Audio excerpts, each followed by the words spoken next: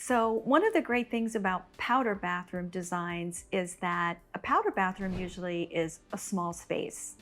So some of the more popular things to do with a powder bath is by the use of textured tile. It can create like a unique design in that space. Also using vibrant wallpapers or even textured wallpapers. Textured wallpapers are fabulous because they actually look like tile, but you don't have any grout lines.